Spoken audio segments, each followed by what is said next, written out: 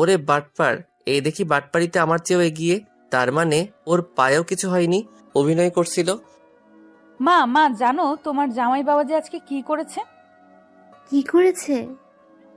উনি আজকে বিছানায় সঙ্গে সঙ্গে আমার বিষম উঠল। ওইমি পানির গ্লাস এগিয়ে দিয়ে বলল। নিন নিন পানি খান। আমি পানির গ্লাস নিতে গিয়ে ওইমির কানের কাছে আস্তে আস্তে বললাম, প্লিজ বলো না আমি তোমার শর্তে রাজি। দুদিন পর ওইমি, এই নাও তোমার 15,000 টাকা। ওইমি চোখ বড় বড় করে আমার দিকে তাকালো।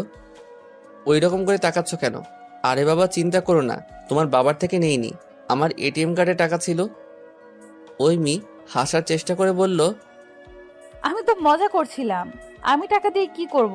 আপনার কাছে রেখে দিন। একদম মাইর দিব, নিতে বলেছি তুমি নিবা। আমি আরো বেশি দিতাম, তবে আমার কাছে আর নাই, যা আছে ওটা আমার হাত খরচ।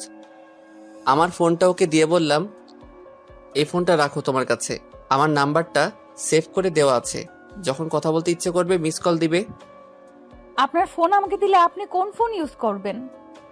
আমাকে ছাড়া একটা ফোন আছে, আপাতত সেটাই চালাবো, পরে না হয় একটা কিনে নেব। আপনি তো খুব খারাপ লোক। আমাকে দিচ্ছেন পুরাতন ফোন আর আপনি নেবেন নতুন ফোন। অনেক পুরাতন ফোন নিব না, ওকে? নতুন ফোন দিতে হবে। এখন তো আমার কাছে টাকা নাই, এরপর যখন আসবো তখন সঙ্গে করে নিয়ে আসবো। সত্যি তো? একদম বাটপারি করার চেষ্টা করবেন না কিন্তু, বলে দিলাম। আর ভুলেও অন্য কারোর দিকে চোখ দিবেন না। আমাকে প্রতিদিন ফোন করবে। একদিন যদি ফোন না আসে তাহলে কিন্তু আমি ব্যাগ আমার শ্বশুর বাড়ি চলে আসব, বলে দিলাম। আচ্ছা ঠিক আছে, কিন্তু তুমি পড়াশোনা ঠিক মতো করবে। আমি বাসায় গিয়ে বাবা মাকে সবকিছু বলার চেষ্টা করব। তোমার পরীক্ষার পর অনুষ্ঠান করে তোমাকে আমার সঙ্গে নিয়ে যাব। ততদিন পর্যন্ত নিজের খেয়াল রাখবে, আর কোনো কিছু প্রয়োজন হলে আমাকে জানাবে। আপনিও নিজের খেয়াল রাখবেন, আর খেয়ে দিয়ে একটু স্বাস্থ্যবান হওয়ার চেষ্টা করবেন। মানুষ যেন আমাকে দেখা না বলে, দেখ ওই চিকনালের বউ যাচ্ছে। আমি মুখে হাসি ফুটিয়ে বললাম, ঠিক আছে। আমি ওইমির কাছে গিয়ে বললাম, আমি কি তোমার কপালে একটা চুমু খেতে পারি? না পারেন না। আমি তো আর আপনার বউ না যে আপনি আমাকে চুমু খাবেন। যত সব ফালতু লোক। নিজের বউকে চুমু খেতে তার থেকে পারমিশন নিতে হবে। কোন স্বামী তার বউকে চুমু খাওয়ার আগে পারমিশন নেয়? গাধা কোথাকার। ওইমির কপালে একটা ভালোবাসার পরশ বুলিয়ে বেরিয়ে এলাম। বাসে উঠে ওইমির নাম্বারে একটা মেসেজ পাঠিয়ে দিলাম ওইমিকে। প্রথম যেদিন তোমার ওই টানা টানা দুটি চোখ দেখেছিলাম, সত্যি খুব ভালো লেগেছিল, কিন্তু পর মুহূর্তে তোমার উপর ভীষণ রাগ হয়েছিল। তোমার গালে থাপ্পড় দিয়ে লাল করে দিতে ইচ্ছে করছিল, কিন্তু দ্বিতীয় দিন যখন তোমার দেখা পেলাম, আমি যখন তোমার হাত ধরেছিলাম, রাগে তোমার মুখটা লাল হয়ে গিয়েছিল। জানো, আমি তখন শুধু তোমাকে ওই মায়াভরা চোখ দুটো দেখছিলাম। ইচ্ছে করছিল তোমার লাল হয়ে ওঠা গাল দুটো আলতো করে ছুঁয়ে দিতে। এরপর যা যা ঘটেছে আমি আসলে কিছুই বুঝে উঠতে পারছিলাম না। কথায় আছে না, আল্লাহ যা করেন ভালোর জন্যই করেন। আমারও মনে হয় আমাদের বিয়েটাও ভালোর জন্যই হয়েছে। যদিও আমার মনে হয় আমাকে ফকির করতে তোমার বেশি দিন সময় লাগবে না, তবে সমস্যা নেই। তখন না হয় আমি হুইল চেয়ারে বসাবো, তুমি না হয় পেছন থেকে ঠেলা দিও, দুজনে একসঙ্গে ভিক্ষা করব, কেমন? মজা করলাম। দুদিন ধরে তোমাকে একটা কথা বলতে চাইছিলাম, কিন্তু সাহস ছিল না বলে বলতে পারিনি, তাই এখন বলছি। আমি তোমাকে ভালোবাসি ওইমি। তোমার দুষ্টুমিগুলো প্রথমে খারাপ লাগলেও এখন খুব ভালো লাগে।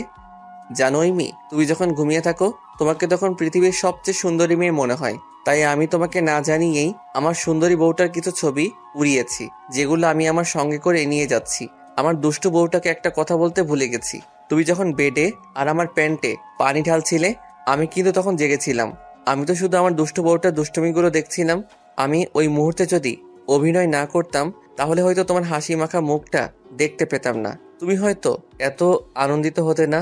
ভালো করে পড়াশোনা করো, বিয়ে হয়েছে বলে আবার পড়াশোনা ছেড়ে দেও না যেন। তোমার জন্য তোমার বেডের নিচে গিফট আছে, আর সেই গিফটের বদলে তোমার চিহ্ন হিসেবে ড্রেসিং টেবিলের উপর রাখা তোমার মহামূল্যবান সোনার চেনটা আমি নিয়ে এসেছি। চেনটা বিক্রি করে এতদিন তোমার জন্য যত টাকা খরচ করেছি সব উসুল করে নিব। ইতি, তোমার বলদ বর। একটু পর রিপ্লাই। মিস্টার চিকন আলী মশাই, আপনি তো বলদই রয়ে গেলেন। চেনটা বিক্রি করে আপনি 1 টাকাও পাবেন না, কারণ চেনটা সোনার না, ইমিটেশনের। নয়, হ্যাঁ। পৌঁছে ফোন করবেন, কেমন? ওই, আপনার সমস্যা কি? বাসায় গিয়ে কি আমার কথা ভুলে গেছেন নাকি? আমি কখন থেকে ফোন করতেছি, ফোন রিসিভ করেন না কেন? ফোন সাইলেন্ট ছিল তো বুঝতে পারিনি। ওই মেয়ে একটু রেগে বলল, আপনাকে বাসায় পৌঁছে আমাকে ফোন করতে বলেছিলাম না? সরি, আসলে আমি ঘুমিয়ে পড়েছিলাম। দিনের বেলা ঘুম কেন? রাতভর কি করেছেন? রাতভর আমার সুন্দরী বউটাকে দেখেছি। আপনি সারা রাত জেগেছিলেন? হুম। কেন? কেন আবার? ভাবলাম আবার কবে যে দেখা হবে, তাই একটু প্রাণ ভরে দেখে নিলাম। আর তোমাকে ঘুমন্ত অবস্থায় অসম্ভব সুন্দর লাগে। ওই মেয়ে ভিঞ্চি কেটে বলল, ঢং। জানেন আমার কত টেনশন হচ্ছিল আপনাকে নিয়ে। আমি কতবার ফোন করেছি, কিন্তু মশাই ফোন সাইলেন্ট করে আরামে ঘুমাচ্ছে। এদিকে চিন্তায় আমার অবস্থা শেষ। ওরে বাবা, তুমি এত চিন্তা করো আমাকে নিয়ে? আমার ঠেকা আপনাকে নিয়ে চিন্তা করার। ওই তো মা বারবার শুধু জিজ্ঞেস করছিল, এই জন্য ফোন করেছিলাম। আমি ঠিকঠাক ভাবে পৌঁছে গেছি। শাশুড়ি আমাকে বলে দাও। আচ্ছা, এখন তাহলে রাখি। রাখবেন মানেটা কি? ফোন কি আপনি করেছেন না আমি করেছি? তুমি করেছো। ফোন যেহেতু আমি করেছি, সেহেতু ফোনটা রাখবো আমি, বুঝতে পেরেছেন? হুম, বুঝলাম। এখন বলেন কি করতেছেন আপনি? এই তো ঘুম থেকে উঠলাম মাত্র। তুমি কি করো? আমি অপেক্ষা করছিলাম আপনার কলের, কিন্তু আপনি তো ঘুমাচ্ছিলেন। ও আচ্ছা, ভালো কথা। সোনার চেন কত টাকা দিয়ে বিক্রি করলেন শুনি? আরে, ওটাকে আমি বিক্রি করার জন্য নিচ্ছি নাকি? চিনটা তোমার স্মৃতিচিহ্ন হিসেবে নিয়ে এসেছে। ও আচ্ছা। হুম। বেডের নিচে যে গিফট রাখা ছিল, ওটা দেখেছো তুমি? না, আমার তো মনেই ছিল না। দাঁড়ান, এখনই দেখছি। ওইমি বেডের নিচে তাকিয়ে অবাক হয়ে গেল। এতগুলো চিপস কে খাবে? কেন, তুমি খাবে? আবার সবগুলো একদিনে খেয়ে ফেলো না যেন, তাহলে কিন্তু নির্ঘাত ডায়রিয়া হবে। ওই শোনেন, আমার হজম শক্তি খুব ভালো। আপনার মতো না যে কিছু না খেতেই ডায়রিয়া হয়। তোমাদের ওখানকার খাবার যে পচা, এগুলো খেয়ে বেঁচে থাকার জন্য হজম শক্তি অবশ্যই ভালো হওয়া উচিত, তা না হলে বেঁচে থাকাটা কঠিন। ওই, একদম বাজে কথা বলবেন না। আমাদের এখানকার খাবার মোটেও পচা না। আপনি কোথায় গিয়ে কি খাইছেন না খাইছেন, যত দোষ এখন আমাদের খাবারের। তোমাদের ওখানে ভালো কোনো খাবার জায়গা থাকলে তো যত সব বাসি খাবার দেয়। আর আমাদের এখানে আকবরিয়া নামের একটা হোটেল আছে, ওরা প্রতিদিন রাত 12টার পর অসহায় মানুষদের ফ্রিতে খাওয়ায়। তোমাদের ওখানে আছে এমন কোনো হোটেল? আপনি মনে হয় ওখানে প্রতি রাতে থালি নিয়ে বসেন ফ্রিতে খাওয়ার জন্য। বলেই ওই মেয়ে হাসতে হাসতে গড়াগড়ি খেতে লাগলো। বেয়াদব মেয়ে, তোমার সঙ্গে আমার কথা বলতে ইচ্ছে করছে না, ফোনটা রাখলাম। ওই মেয়ে হাসতে হাসতে বলল, ওই, একদম ফোন রাখবেন না। আমার কথা বলা শেষ হয় নাই। না, আমি তোমার সাথে আর একটাও কথা বলতে চাই না, তুমি ফোন রাখো। আর শোনো, চিপসের নিচে দেখো একটা শাড়ি আছে। ওয়াও, শাড়ি! তাও আবার আমার পছন্দের কালার। আপনি কিভাবে জানলেন নীল রং আমার পছন্দ? ঐশী বলেছে বুঝি? না, ঐশী শুধু বলেছে শাড়ি তোমার ভীষণ পছন্দ। নীল রংটা আমার খুব পছন্দ, তাই নিয়েছি। ধন্য যোগ। আচ্ছা, রাখি। আপনার মুখ থেকে দুর্গন্ধ আসতেছে। যান যান, দাঁত ব্রাশ করে আসেন। তুমি কি মোবাইলের মধ্যে আমার মুখের গন্ধ পাচ্ছ? ইস, কি বাজে গন্ধ। তাহলে তো একটু আগে আমি রুমের মধ্যে একটা পারমাণবিক বোমা ছেড়েছি, সেটারও গন্ধ পাচ্ছ, তাই না? পারমাণবিক বোমা? বুঝি নাই আপনার কথা। ও আচ্ছা, বুঝো নাই? পাদ মেরেছি, সেটার গন্ধ পাচ্ছ না? হ্যাঁ হ্যাঁ, পাচ্ছি তো। একটা পচা পচা গন্ধ, খুব বাজে গন্ধ। তোমাদের এখানকার খাবার যে পচা, গন্ধ তো পচা পচা হবেই, তাই না? বেয়াদব মেয়ে, ফাইজলামো করো আমার সঙ্গে। এক থাপ্পড় দিয়ে সব দাঁত ফেলে দেব। আমার মুখ দিয়ে বাজে গন্ধ বেরোচ্ছে, তাই না? শখ কত আপনি আমার দাঁত ফেলে দিবেন, আর আমি বসে বসে দেখব? আপনি আমার স্বামী হলে আমি আপনার বউ, এক ঘুষি মেরে আপনার নাক মুখ ভোঁতা করে দেব। তোমার গায়ে শক্তি আছে নাকি ভেজাল খাবার খেয়ে আমার নাক মুখ ভোঁতা করবে? শখ কত? শক্তি আছে কি নাই এরপর আসলেই দেখিয়ে দেব। আমার ঠেকা পড়েছে তোমাদের ওখানে যাওয়ার। আপনি আসবেন না, আপনার বাপ আসবে। আচ্ছা, আমার বাপকে নিয়ে যাও, আমি তোমাকে মিষ্টি খাওয়াবো। ভেবো না আবার তোমাদের ওখানকার ফালতু মিষ্টি। এশিয়ার মিষ্টি নাম শুনেছো কখনো? একবার খেলে বারবার খেতে ইচ্ছে করবে। আমাদের এখানকার মিষ্টি মোটেও ফালতু না। আমি খাইছি মিষ্টি, দইয়ের কথা আর বলতে চাই না। বগুড়ার দই খাইছো কখনো? পুরা বাংলাদেশের মধ্যে বিখ্যাত। আচ্ছা, আপনি আমার সাথে ঝগড়ুটে মেয়েদের মতো আগ বাড়িয়ে ঝগড়া করতেছেন কেন? আম্মু আম্মু, কুড়িগ্রামের আজে বাজে খাবার খেয়ে আমার পেটের মধ্যে ডিস্টার্ব দেখা দিছে। তুমি একটু ভালো কোনো নুডলস রান্না করে দাও তো, আমার খুব ক্ষুধা পাইছে। ওই মেয়েকে শুনিয়ে শুনিয়ে বললাম, বেয়াদব মেয়ে আমাকে বলে আমি নাকি রাত 12টার পর থালি নিয়ে বসে থাকি। আপনি কিন্তু এবার বেশি বেশি করতেছেন। বেশি বেশি করছি? আচ্ছা তাহলে সরি। মানছি আমাদের জেলা হয়তো বা আপনাদের মতো উন্নত না, কিন্তু তাই বলে আপনি এভাবে বলতে পারেন না। আমি জানি আপনি আমাকে ছোট করার জন্য এসব বলতেছেন, এবং এসব বলে আপনি খুব মজা পাচ্ছেন। কিন্তু একটা কথা জানেন কি, আপনি আমাকে ছোট করার সঙ্গে সঙ্গে নিজেও ছোট হচ্ছেন। কারণ আমি কিন্তু আপনার বউ। আমাকে ছোট করা মানে আপনার নিজেরও ছোট হওয়া। আমি ভেংচি কেটে বললাম, কই আমি তোমাকে ছোট করলাম? ওই মেয়ে রেগে গিয়ে বলল, আপনি আসলে একটা ঝগড়ুটে পুরুষ। তাই? আচ্ছা বাবা সরি, আমি মজা করছিলাম, কিন্তু সত্যি তোমাদের ওখানকার খাবার ভালো না। ওই মেয়ে রাগী কণ্ঠে বলল, আবার এখন যদি আমার সামনে থাকতেন না, আপনার দাঁতও একটা অস্ত রাখতাম না। কিরে, কার সঙ্গে এমন ঝগড়া করছিস? কেউ না মা, ওই এক ছোট বোন। ও, তো আগে খেয়ে নে, তারপর না হয় ঝগড়া করিস। তুমি একটু কথা বলো ওর সাথে, আমি ততক্ষণ খাই। এরপর মায়ের হাতে ফোনটা ধরিয়ে দিলাম। আমি কি কথা বলবো? যা খুশি তাই বলো। মা হ্যালো বলতেই ওই মি সালাম দিল। এরপর কিছুক্ষণ তাদের মধ্যে কৌশলাদি বিনিময় চলল, আর এদিকে আমি ঘপা ঘপ নুডলস খেতে থাকলাম। একটু পর মা ফিসফিস করে বলল, আমাকে মামা বলে ডাকছে কেন রে? আমি মুখের মধ্যে নুডলস চুষতে চুষতে বললাম, মাথায় সমস্যা মা। এই যা, জোরে বলে ফেললাম। ও শুনতে পেল নাকি আল্লাহ ভালো জানে। ওর কথায় কিছু মনে করো না মা, ও 1 নম্বরের ফাজিল ছেলে। ওর ফাজলামো বন্ধ করার জন্য অনেকদিন ধরে মেয়ে খুঁজছি, বুঝেছো? কিন্তু একটা ভালো মেয়ে পাচ্ছি না। তোমার যদি পরিচিত কোনো ভালো মেয়ে থাকে তাহলে আমাকে একটু বলো প্লিজ। বেয়াদবটাকে বিয়ে দিয়ে তারপর লাইনে আনতে হবে। মা, আপনার ছেলে তো বিয়ে হয়ে গেছে। ওই হারামজাদা, তোর নাকি বিয়ে হয়ে গেছে? কখন বিয়ে করলি? বিয়ে করার আগে আমার কথা একবারও মনে পড়লো না তোর? আমার কত শখ ছিল তোর বিয়ে নিয়ে, কত স্বপ্ন ছিল। মার কথা শুনে নুডলস আমার গলায় আটকে গেল। আমি ঢকঢক করে এক গ্লাস পানি খেয়ে, কই, কোথায়, কখন, কাকে আমি বিয়ে করেছি? কে তোমাকে এসব উল্টাপাল্টা কথা বলছে মা? মেয়েটাই তো বলছে তুই বিয়ে করেছিস। বললাম না ওর মাথার সমস্যা, এখন দেখো বলবে যে সেই আমার বউ। বলে আমি আবার খাইতে শুরু করলাম। এই মেয়ে, কিসব বলো? কে বলেছে তোমাকে আমার ছেলে বিয়ে করেছে? আর কাকে বিয়ে করেছে? পাত্রী কই?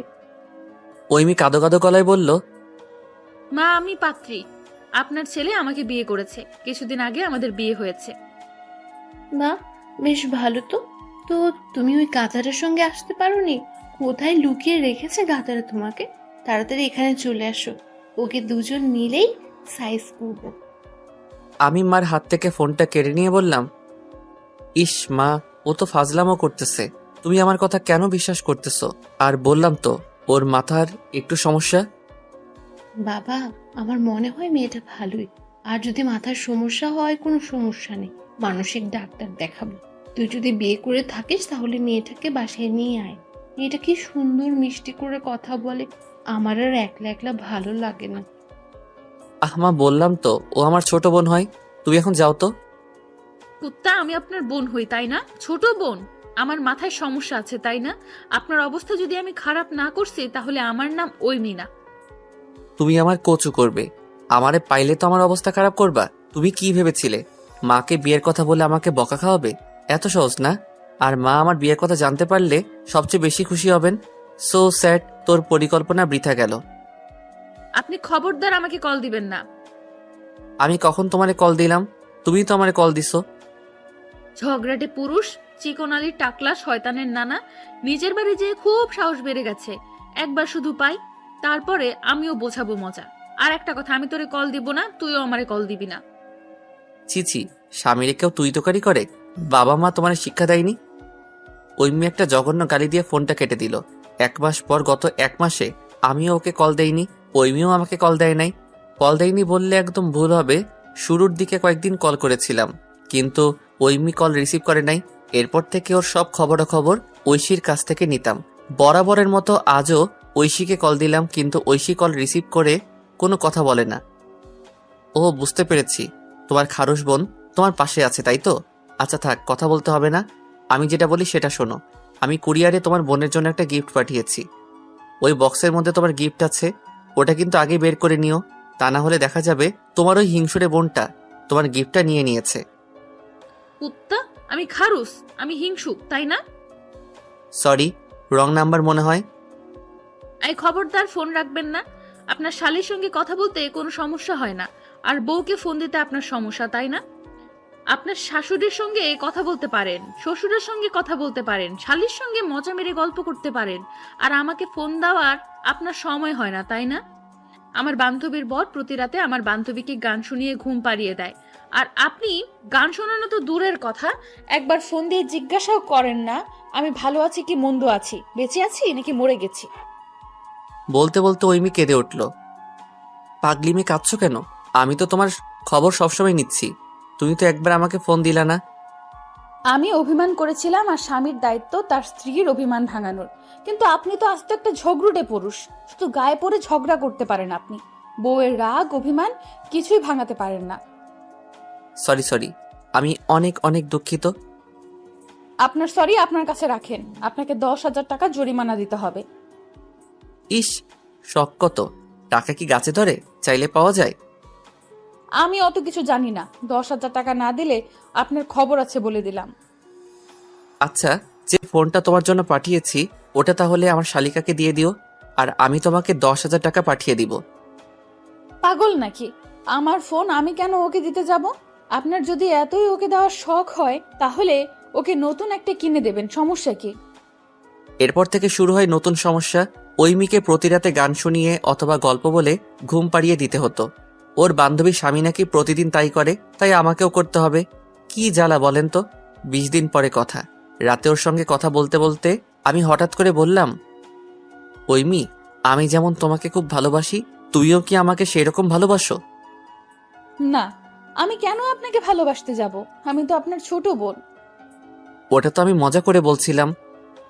কিন্তু আমি সত্যি সত্যিই বলছি। তুমি সত্যি আমাকে ভালোবাসো না? না, তবে আমি আপনার মতো একজনকে খুব ভালোবাসি। আমার পরীক্ষা শেষ হলে তার সঙ্গে পালাবো ভাবতেছি।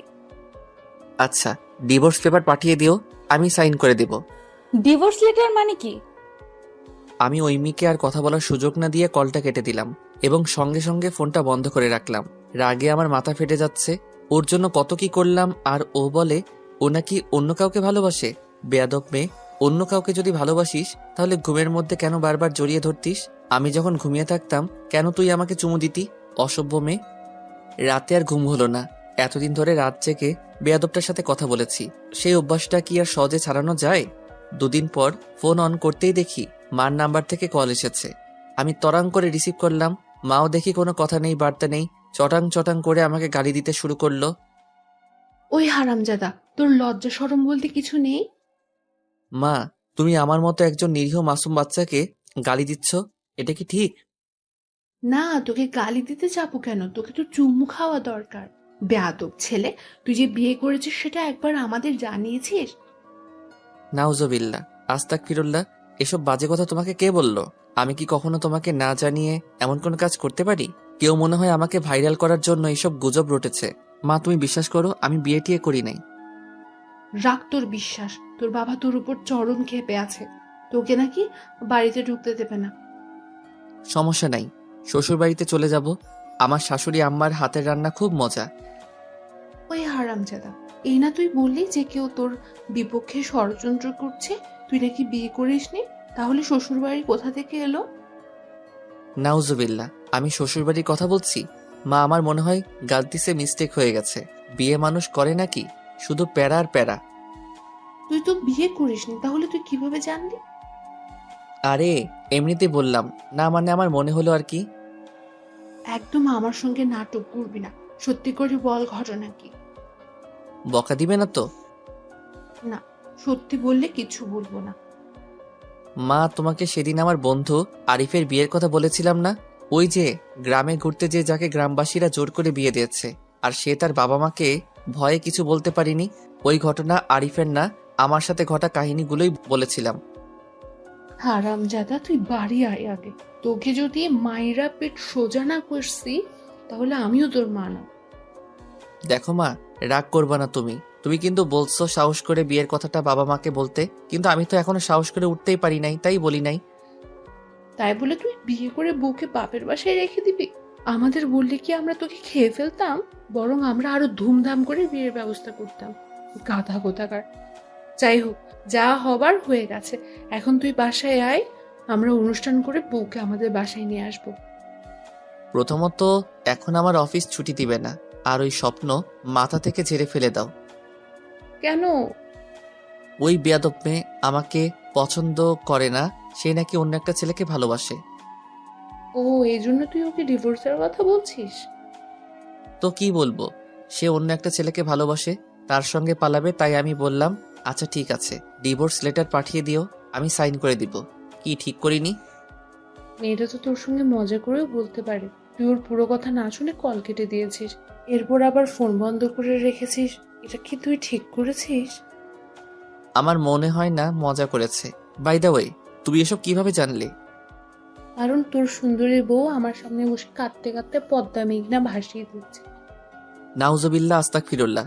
বলো কি? কি সাংঘাতিক মেয়ে! আমার বাড়ি অবধি পৌঁছে গেছে। মা বাবা বাসায় নেই, বাবা কি সব জানতে পেরেছে? হ্যাঁ, নে তোর বাবার সঙ্গে কথা বল। শয়তান, তুই কোন সাহসে বিয়ে করেছিস?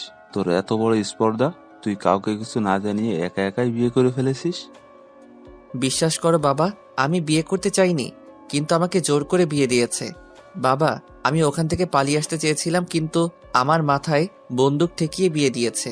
বিশ্বাস করো বাবা, আমি কিছুই করি নাই। চুপ শয়তান, তুই রাস্তার মধ্যে একটা মেয়ের সঙ্গে উল্টাপাল্টা কাজ করবি, তোকে তারা আদর করবে তাই না? আজ তোর জন্য আমাদের মান সম্মান সব ধুলোর সঙ্গে মিশে গেল। আমরা কি তোকে এমন শিক্ষা দিয়েছিলাম যে রাস্তায় মেয়ে দেখলেই তাকে ডিস্টার্ব করবি, তার সাথে উল্টোপাল্টা কাজ করবি? বিশ্বাস করো বাবা, আমি কোনো উল্টাপাল্টা কাজ করি নাই। এর আগে কি কখনো আমার নামে কোনো কমপ্লেন পাইছো তুমি? ওই বেয়াদব মেয়েটাই আমার নামে উল্টাপাল্টা কথা বলছে, আমার নামে মিথ্যা অপবাদ দিয়েছে। বাবা, সব দোষ ওই বেয়াদব মেয়েটার। ওই বেয়াদব চেংড়ি আমাকে ফাঁসিয়েছে। ওই হারামজাদা, খবরদার আমার বৌমাকে বেয়াদব বলবি না। একদম ঠ্যাঙ্গে বাড়ি দিয়ে ঠ্যাং ভেঙে দিব। লে হালুয়া, এখন তোমার ছেলে তোমার কাছে পর হয়ে গেল, আর ওই বেয়াদব না মানে পরের মেয়েটা তোমার কাছে আপন হয়ে গেল। হাই খোদা, এই দিনটা দেখার আগে তুমি আমাকে উঠিয়ে নিলে না কেন? বসে একটা থাপ্পড় মারবো বেয়াদব। লুকিয়ে লুকিয়ে বিয়ে করেছিস, তাহলে এখন আবার ওকে ডিভোর্স দেওয়ার কথা বলছিস কেন? বিয়ে কি তোর খেলা মনে হয়? বাবা, তুমিও থাপ্পড় মারতে চাইছো? এমনিতেই বিয়ের দিন আমার শ্বশুর এমন একটা থাপ্পড় দিয়েছে যে এখনো পর্যন্ত ব্যথায় আমি ভালো মতো খেতে পারি না। তুমি যদি আরেকটা থাপ্পড় মারো, তাহলে দেখা যাবে আমাকে শুধু জুস খেয়ে থাকতে হবে। বাবা রেগে গিয়ে বলল, তোর এমন কর্মকাণ্ডের জন্য আমি তো ভেবেছিলাম তোকে বাসায় ঢুকতে দিব না, কিন্তু আমার বৌমাকে ভীষণ পছন্দ হয়েছে, তাই এবারের মতো মাফ করে দিলাম। শুনলাম তোর শ্বশুর নাকি কমিশনার, আর দুইটাই নাকি মেয়ে। সমস্যা নেই, যা করবে কামাই, সব খাবে জামাই। চালিয়ে যা। এই ধরো, তোমার বিয়াদব ছেলেটার সাথে আমি আর কথা বলতে চাই না। বলে মাকে ফোন দিয়ে দিল। বাপের কথা শুনে আমি চাঁদের দেশে। সব সময় তোর ফাজলামো, তাই না? বিশ্বাস করো মা, আমি ওর সাথে উল্টাপাল্টা কিছুই করিনি। ওই বেয়াদব মেয়েটাই আমাকে ভরা মজলিসে ল্যাং মেরে ফেলে দিয়েছিল। ভালো করেছে। আগে যা হবার হয়েছে, এখন সে তোর বউ। কিসের বউ? বউ তো না, আজ তো একটা ডাকাত। কথায় কথায় আমার কাছে থেকে টাকা হাতিয়ে নেয় মা। আমি একটা সুন্দর প্ল্যান করেছি, এখন থেকে আমিও ওর বাবার কাছে থেকে টাকা হাতিয়ে নিব। প্ল্যানটা সেই না? ফাজিল কোথাকার। তোর বাবার কি টাকা কম পড়েছে যে তুই শ্বশুরের কাছ থেকে টাকা নিবি? মা, তোমার হিটলার স্বামী যে পরিমাণ কিপটা, তার কাছে থেকে টাকা হাতিয়ে নেওয়া অসম্ভব। মা মুচকি হেসে বলল, ফাজলামো রাখ এখন। জানিস মেয়েটার 2 দিন ধরে কিছু খাইনি।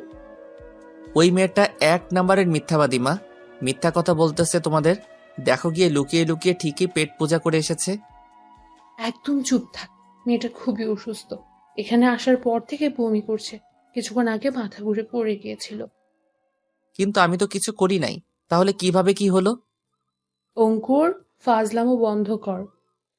বিশ্বাস করো মা, আমি তোমার কসম খেয়ে বলতেছি, আমি কয়েকটা চুমু খাওয়া ছাড়া আর কিছুই করিনি। তাও চুমুগুলো গালে আর কপালে দিয়েছি। ও কিভাবে প্রেগনেন্ট হলো আমি কিছুই জানি না। আমি সত্যি বলছি বা, আমি কিছু করিনি। এটা সত্যি। ও ঘুমের মধ্যে আমাকে অনেক কয়বার জড়িয়ে ধরেছিল, কিন্তু বিশ্বাস করো মা, আমি তখন কিছুই করিনি। ফাজিল ছেলে, মাকে সব কথা বলতে তো লজ্জা করে না? আর ওই মেয়ে যে প্রেগনেন্ট, সেটা তোকে কে বললো? তুমি না বললা ওই মেয়ে আসার পর থেকে বমি করতেছে, এরপর মাথা ঘুরে পড়ে গেছে? গাধা কোথাকার! বমি করলে আর মাথা ঘুরে পড়ে গেলে কি মানুষ প্রেগনেন্ট হয়ে যায় নাকি? এটা কি তোর ভারত বাংলা সিরিয়াল মনে হয়? তাহলে কি হয়েছে ওর? দুদিন ধরে না খাওয়া শরীর, তার উপর জার্নি করে এসেছে, এজন্য বমি করেছে। আর শরীর দুর্বল থাকার কারণে মাথা ঘুরে পড়ে গেছে। তুই তো গাধা, তুই এসবই বুঝবি। মা, আমি সত্যি অনেক সরি। আমি অনেকবার তোমাকে বলার চেষ্টা করেছি, কিন্তু আমার সাহস হয়নি। আমি ভেবেছিলাম এরপরে পারি যখন যাব তখন তোমাদের বলবো সবকিছু। আচ্ছা ঠিক আছে, যা হবার হয়েছে, এখন তুই বৌমার সঙ্গে একটু কথা বল, মেয়েটা খুব কান্নাকাটি করছে। ওই মেয়ে কাঁদতে কাঁদতে বলল, সরি, আমি সেদিন আপনার সঙ্গে মজা করছিলাম, কিন্তু যে সিরিয়াসলি নিয়ে নেবেন সেটা আমি ভাবিনি। এরকম মজা আমার সঙ্গে আর কখনো করবা না। ওই মেয়ে, আমি তোমাকে খুব ভালোবাসি। সেই প্রথম দিন থেকেই তোমার মুখে অন্য ছেলের কথা শুনে আমার মাথা খারাপ হয়ে গিয়েছিল। আমিও। তুমিও কি?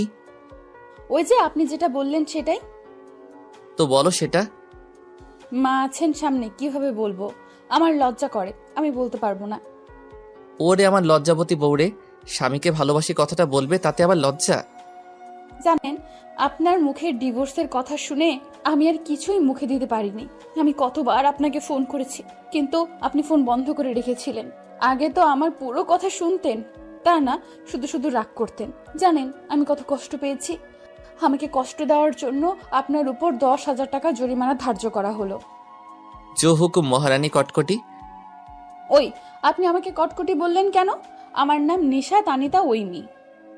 সরি গো বউ, মজা করলাম তো। মিসেস নিশাত আতিকা ওইমি, শুনলাম আপনি নাকি প্রেগনেন্ট, কিন্তু আমি তো কিছুই করিনি।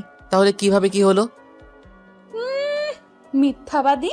কিছু করেননি? মধ্যরাতে উঠে যে চুমু দিতেন, সেগুলো কি ভূতে দিত? চুমু দিলেই কি প্রেগনেন্ট হয় নাকি? তাহলে কি করলে হয় একটু বলবেন? তোমার বান্ধবী আছে না, ওর কাছ থেকে শুনে নিও।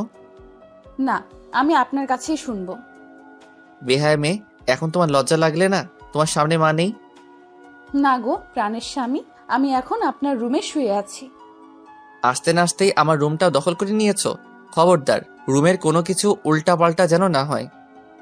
এই হ্যালো, এটা আমারও রুম, সো আমি যা ইচ্ছা তাই করতে পারি। ও মা, তাই নাকি? তো কবে থেকে রুমটা তোমার হলো? যেদিন আমাকে বিয়ে করেছেন সেদিন থেকেই। ওই একটু বলেন না, কি করলে প্রেগনেন্ট হয়? এই জন্যই বাচ্চা মেয়েদের বিয়ে করতে নেই। এরা কিছুই জানে না, শুধু বিয়ে করার কুপকুপি। ওই খবরদার, আমাকে বাচ্চা বলবেন না। আমি মোটেও বাচ্চা না। কয়দিন পর এইচএসসি পরীক্ষা দিব, আর আমি সব জানি। আচ্ছা ঠিক আছে, এবার গিয়ে দেখবনি তুমি কেমন জানো। আমার বান্ধবী আমাকে সব বলেছে। শালা, সব দোষ এই বিবাহিত বান্ধবীদের। এরাই অবিবাহিত মেয়েদের মাথা নষ্ট করে। এই একটা কথা বলি, বলো। আসার সময় আমার জন্য একটা ফোন নিয়ে আসবেন কেমন? কেন? কিছুদিন আগেই না তোমাকে একটা নতুন ফোন কিনে দিলাম। ঐমি গলার সুর একটু নরম করে বলল। আসলে সেদিন আমি বারবার আপনাকে ফোন দিচ্ছিলাম, কিন্তু আপনি ফোন ধরছিলেন না, তাই আমি রাগ করে একটা আছাড় মেরে ভেঙে ফেলেছি। কি?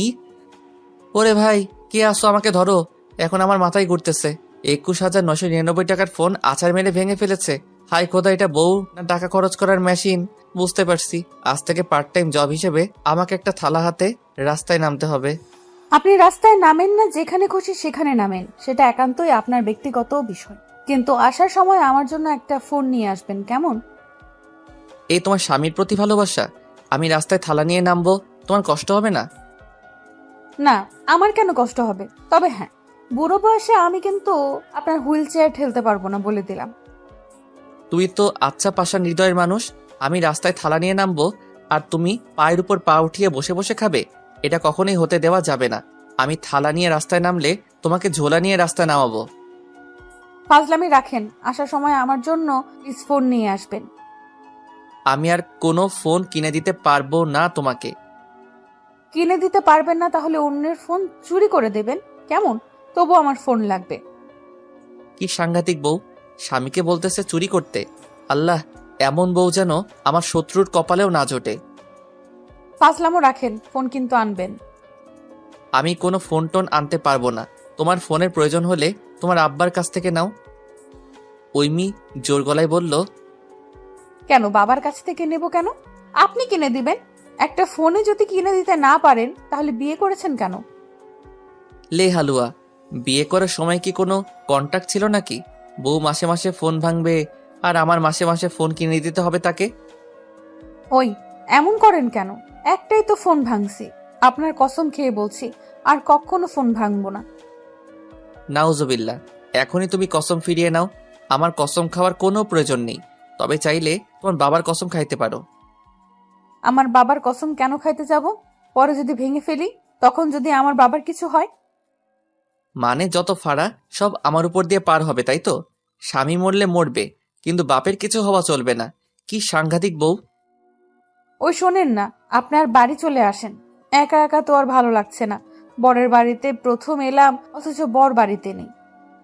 আমি ঐমির কথা শুনে গদগদ হয়ে বললাম, আমাকে খুব মিস করছো বুঝি? না, আপনাকে কেন মিস করতে যাব? বগুড়াতে প্রথম এলাম, আপনি থাকলে আপনার সঙ্গে একটু ঘুরতে যাইতাম।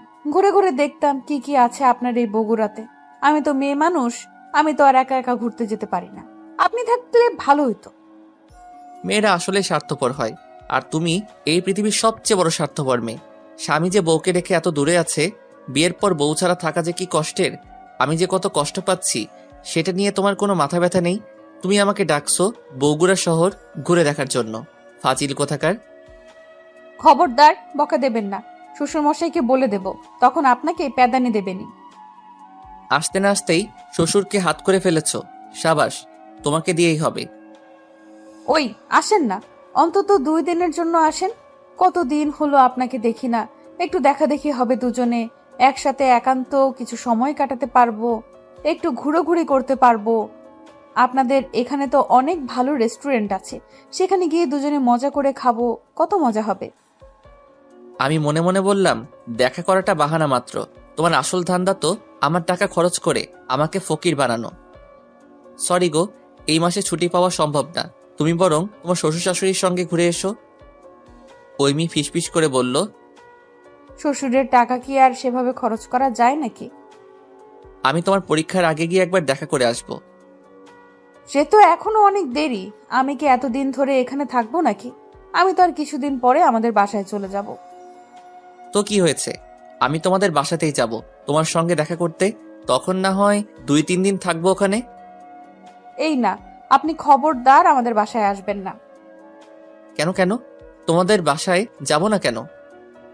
আপনি এলেই মিছিমিছি বাবার টাকাগুলো নষ্ট হয়। বাবা কত কষ্ট করে টাকা উপার্জন করেন, আর আপনি এসে বসে বসে খেয়ে সব টাকা শেষ করবেন। এটা তো মেয়ে হিসাবে আমি মেনে নিতে পারি না। তাই আপনি আর আমাদের বাসায় আসবেন না। ওরে বাবা, কিপটামি সব বাবার টাকার জন্য। আমার টাকা খরচ করার সময় তো কিপটামি করো না। বাবার টাকাই টাকা, আর আমার টাকা কি গাছের পাতা? এই আমি তোমাদের বাসায় কয়বার গেছি? হ্যাঁ, বিয়ের পরে আর একবারও গিয়েছিলাম আমি? আসেন নাই তো কি হয়েছে? বিয়ের পর 5 দিন থেকেছেন, ওই 5 দিনেই তো আমার বাবার 10,000 টাকা খেয়ে ফেলেছেন। কি বললা? তুমি আমাকে খাবার খোটা দিচ্ছ, আর আমি 5 দিনে 10,000 টাকা খাইছি? কথাটা পাগলকে বলে পাগলও বিশ্বাস করবে না।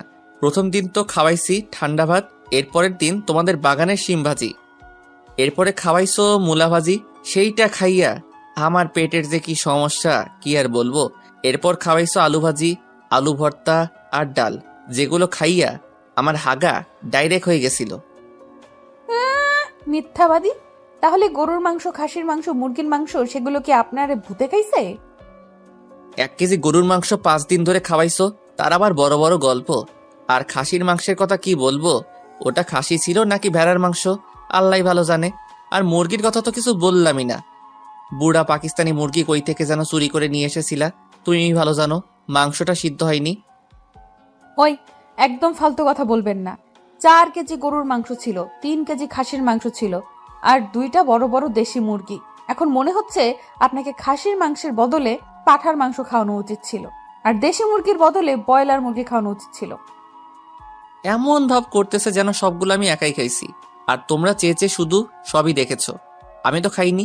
যত সব ঘাস পাতা আমারে খাওয়াইয়া নিজেরা সব ভালো ভালো খাবারগুলো খেয়ে এখন আমাকে খোটা দিচ্ছে। কেন, আপনাকে কে খাইতে বারণ করেছিল? আপনাকে কেউ কি ঘাস পাতা খাইতে বলেছিল? শোনো মেয়ের কথা, আমি জামাই মানুষ, আমি কি তোমার মতো 2 হাত দিয়ে গাপসে গাপসে খাইতে পারবো নাকি? আমি মোটেও 2 হাত দিয়ে খাই না। ও হ্যাঁ, মাছের কথা তো ভুলেই গেছিলাম। বাবা যে বড় একটা কাতল মাছ আপনাকে খাওয়ালো। এমন ভাবে বলতেছো যে পুরা মাছটা আমি একাই খাইছি। নিজের পাতে মাছের মাথাটা নিয়ে আমাকে দিয়েছিলে তো ছোট্ট একটা পিস, আবার বড় বড় কথা। স্বামীর প্রতি তোমার একটু মায়া দয়া নেই। ঐমি ভেঙচি কেটে বলল, কেন, মা তো আপনাকেই দিতে চাইছিল। আপনি তো ঢং করে বললেন ন মন ন থক, আমি অত বড় খাই না, আমি একটু খাই, আপনি বরং ঐমিকে দিন। ঢং দেখে বাঁচি না, খাটাস কোথাকার। তাহলে আমি কি বলতাম, মা আমি তো আপনার নতুন জামাই, আমাকে মাছের মাথা দেন, মাছের মাথাটা আমি খাবো, মাছের মাথা আমার ভীষণ পছন্দ। বলতেন, আপনি চাইলে গোটা মাছটাই আপনাকে দিয়ে দিতাম। এত বুদ্ধি নিয়ে তুমি ঘুমাও কিভাবে? এমনি কি আর তোমাদের মফিস বলে রংপুরা মফিস? কি বললেন? আরেকবার বলেন। রংপুরা মফিস। আর একবার বলে দেখেন, আমি ড্রেসিং টেবিল ভেঙে ফেলবো। একবার কেন, আমি 100 বার বলবো, মফিস মফিস মফিস। সঙ্গে সঙ্গে কাঁচ ভাঙার আওয়াজ হলো। ভেঙে ফেলেছো? ঐমির আগে ফসফস করতে করতে বলল, হ্যাঁ, ভেঙে ফেলেছি। আলহামদুলিল্লাহ। শ্বশুর মশাই না হলেও 4-5 হাজার টাকার ক্ষতি হয়েছে, তাই না? প্রাণের স্বামী, আপনি হয়তো ভুলে গেছেন আমি এই মুহূর্তে আপনার রুমে অবস্থান করছি। কি? তুমি আমার রুমে? হাই হাই, তুমি আমার ড্রেসিং টেবিল ভেঙে ফেলেছো? হায় আল্লাহ, আমার 7,500 টাকা জলে ভাসিয়ে দিল। কেমন লাগে আমাকে মফিস বলা? বুঝতে পেরেছি, এই ডাইনি মেয়েকে আর রাখা যাবে না। এবার বসের মেয়েটাকে পটাতে হবে, তাহলে বসের অফিসও আমার, বসের মেয়েটাও আমার, এরপর আমার আর পাইকে। ওই, বউ থাকতে অন্য মেয়েকে পটাবেন, এসব কথা বলতে আপনার লজ্জা করে না? কে বউ? তোমার মতো রাক্ষসী বউ আমার দরকার নেই। আমি তোমাকে ডিভোর্স দিব। কি, ডিভোর্স দেবে? আচ্ছা ঠিক আছে, দিয়েন। তবে আগে 20 লাখ টাকা পরিশোধ করেন, তারপরে যা খুশি করেন। কিসের 20 লাখ টাকা? কেন, বিয়ের মোহরানা যে 20 লাখ টাকা, সেটাকে আপনি ভুলে গেছেন? কি সব বাজে কথা বলছো? কাজী সাহেব না বিয়ে পড়ানোর সময় বলল 2 লাখ টাকা মোহরানা। আপনি মনে হয় কানে একটু বেশি শুনেছেন। কাজী সাহেব 20 লাখ টাকার কথাই বলেছিল। ওরে বাটপার, আমার শ্বশুর দেখি নোয়াখাইলাদের মতো আমার সঙ্গে বাটপারি করেছে। 20 লাখ টাকা মোহরানা ধার্য করেছে, যাতে বিয়ের পর যদি মেয়ের ডিভোর্স হয়ে যায় তবে সেই ওসিলায় আমার থেকে 20 লাখ টাকা হাতিয়ে নিতে পারে। ওরে বাটপার, কেউ দড়ি ফালাও, আমি আর থাকতে চাই না এই পৃথিবীতে। মেয়ে ডাকাত হলে কি হবে? বাপ তার আরো 1 লেভেল উপরে, একদম ডাকাতদের সর্দার। মাঝখান থেকে আমার জীবনটা বরবাদ। সকাল থেকে বৃষ্টি হচ্ছে, এই সময় বউ পাশে থাকলে মন্দ হতো না। কাঁথা মুড়ি দিয়ে দুজন দুজনকে জড়িয়ে ধরে শান্তিতে ঘুমানো যেত। একবার ইচ্ছে হলো ফোনটা হাতে নিয়ে বসকে কল করে 2 দিনের জন্য ছুটি চেয়ে নেই, কিন্তু পরক্ষণেই ঐমির কথা মনে পড়তেই ফোনটা আবার পূর্বের জায়গায় রেখে দিলেন। কারণ ঐমি যে রকম মেয়ে, ওদের ওখানে গেলেই বলবে আমি খাওয়ার জন্য গিয়েছি। বেয়াদব মেয়ে, আবার আমাকে কথা শোনানো। একটা উসিলা পেয়ে যাবে, এর চেয়ে এখানে কোলবালিশ জড়িয়ে ঘুমিয়ে থাকেই ভালো। যা খুশি করো, কিছুই বলবে না। আমি সবেমাত্র কোলবালিশটা জড়িয়ে ভাবছিলাম যদি এখানে ঐমি থাকতো তাহলে কি সে আমাকে এভাবে জড়িয়ে ধরতে দিত। অমনি ফোন ঢং ঢং করে বেজে ওঠে। ফোনের স্ক্রিনে ভেসে ওঠা নাম্বারটা অপরিচিত, তাই আমি প্রথমবার রিসিভ করলাম না। দ্বিতীয়বার রিং বাজতে একটু বিরক্তি নিয়ে রিসিভ করে একটা লম্বা সালাম দিলাম, কিন্তু বিপরীত পাশ থেকে কোনো কথা নাই, বার্তা নাই। উড়োধুরো গালি দিতে শুরু করলো। কি ব্যাপার, আপনি আমাকে গালি দিচ্ছেন কেন? গালি দিব না তো কি করব? আপনি কাল রাতে আমাকে ফোন দেননি কেন? জানেন আমি কাল সারা রাত আপনার ফোনের জন্য অপেক্ষা করেছি। আপনি তো আচ্ছা ফাজিল মেয়ে, আমি কোন দুঃখে আপনাকে ফোন দিতে যাব? না আপনি আমার বউ, না আমি আপনার গার্লফ্রেন্ড। এই থুক্কু থুক্কু, না মানে আপনি আমার গার্লফ্রেন্ড। সো এখন ফোন রাখেন। কি সুন্দর চারদিকে বৃষ্টি হচ্ছে, রোমান্টিক আবহাওয়াটা একটু শান্তি মতো উপভোগ করতেও দিবে না? যত সব। আমাকে আর ফোন করবেন না প্লিজ। আপনার রোমান্টিক আবহাওয়ার খেতাপুরি। দেখুন আপা, আমার মনে হয় আপনি রং নাম্বারে ফোন দিছেন। আর আমার মাশাল্লাহ সুন্দর একটা ফুটফুটে বউ আছে, আমি তাকে খুব ভালোবাসি। সো আমি আপনার সঙ্গে কথা বলতে ইন্টারেস্টেড না। হ্যাঁ, কেমন ভালোবাসেন সেটা তো বুঝতেই পারছি। নিজের বউয়ের কণ্ঠই চিনতে পারেন না। কে ওইমি? না, ওই মির সতীন। ও আচ্ছা আপা, তাহলে এখন রাখেন, আমি একটু ঘুমাবো। আর আপনার সতীনকে বলে দেবেন আমি এখন ঘুমাচ্ছি, আমাকে যেন ডিস্টার্ব না করে। এই শুনেন, আমি এখন ফাজলামি করার মুডে নাই। আপনাকে একটা কথা বলার ছিল। তো বলে ফেলুন আপা, কি বলতে চান? আবার আপা? আমি আপনার কোন জন্মের আপা? আমি মৃদু হেসে বললাম, আচ্ছা বলো, কি বলবে? শ্বশুরমশাই বাবার সঙ্গে কথা বলেছেন বিয়ের বিষয়ে। কার বিয়ে? কার আবার? আমাদের বিয়ে। কয়দিন আগেই না বিয়ে করলাম তোমাকে, আবার কেন বিয়ে করতে হবে? আমি এত ঘন ঘন বিয়ে করতে পারবো না। তুমি তোমার শ্বশুর মশাইকে বলে দাও, তিনি যেন আমার হয়ে বিয়েটা করে নেয়। এই যা, কি বলে ফেললাম। আপনাকে কি পাগলা কুকুরে কামড়াইছে? কি সব বাজে বাজে কথা বলছেন? আমি কেন আমার শ্বশুর মশাইয়ের সঙ্গে বিয়ে করতে যাব? আমার বিয়ে তো হবে আপনার সঙ্গে, তাই না? না মানে কয়দিন আগেই তো বিয়ে করলাম, আবার কেন করতে হবে? আরে, ওটা কি বিয়ে ছিল নাকি? কাজে এসে দুটো সাইন নিল আর 3 বার কবুল বলতে বলল, আর বিয়ে হয়ে গেল। নাচ গান ছাড়া বিয়ে হয় নাকি? নাচ গান করাটা ঠিক না। এই শোনেন, আমাকে জ্ঞান দিতে আসবেন না। নিজে তো মেয়ে মানুষের মতো কোমর দুলিয়ে দুলিয়ে ঠিকই নাচেন, আর আমার বেলায় যত সমস্যা, তাই না? আরে আমি তো তোমার ভালোর জন্যই বললাম। থাক, আমার ভালোর চিন্তা আপনাকে করতে হবে না। আর আমাদের বিয়েতে তো কোনো হলুদ হয় নাই, কোনো বৌভাত হয়নি। সবাই হলুদ মাখাবে আর আমাকে টাকা দিবে, শুধু টাকা আর টাকা।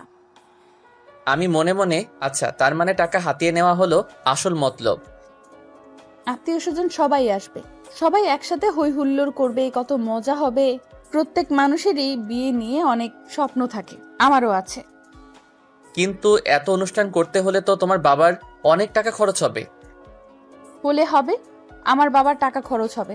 আপনার টাকা তো আর খরচ হচ্ছে না। না মানে আমি একটু খাইছি, তাতে তো তোমার বাবার অনেক টাকা খরচ হয়েছে। আর বিয়ের অনুষ্ঠান করলে তো আরো অনেক টাকা খরচ হবে। তো এখন তোমার একটু মায়া দয়া হচ্ছে না? তোমার বাবার এতগুলো টাকা খরচ হবে। খরচ হলে হবে, আমি তো আর প্রতি মাসে একবার করে বিয়ে করব না। বিয়ে তো একবারই করব, তাই না? আর মেয়ের বিয়েতে যদি টাকা খরচ না করে, তাহলে কার বিয়েতে করবে? আপনার বিয়েতে? যা বাবা, আমার জন্য 2 টাকা খরচ করলে তোমার বাবার জন্য খুব মায়া হয়। আর যখন তোমার জন্য হাজার হাজার লাখ লাখ টাকা খরচ করবে, তখন তোমার মায়া দয়া ফুরিয়ে গেলে। আজব তো, কারণ আমি আমার বাবার মেয়ে। আমার বাবা আমার জন্য টাকা খরচ করতে পারে। আমিও তো তোমার বাবার মেয়ে, জামাই, তাহলে আমার জন্য কেন খরচ করতে পারবে না? কারণ আমার বাবা অনেক কষ্ট করে টাকা উপার্জন করে, আর আমি চাই না সেই কষ্টের টাকাগুলো বাবা ফালতু কোনো লোকের পেছনে খরচ করুক। কি তুমি আমাকে ফালতু লোক বললে? বললাম, কারণ আপনি একজন ফালতু লোক। তবে আমি জানি আমার সঙ্গে থাকলে আপনি ঠিক হয়ে যাবেন, কারণ আমার কাছে জাদু আছে। ও মা, তাই বুঝি? দেখাও তো একটু তোমার জাদুর ঝলক। ছু মন্তর ছু, কুত্তার ঘু হ্যাক থু। এটা কি তোমার জাদুর মন্ত্র নাকি? এই দিলেন তো ঢুকিয়ে আলু ভর্তার মধ্যে নোক। এখন আবার আমাকে প্রথম থেকে শুরু করতে হবে।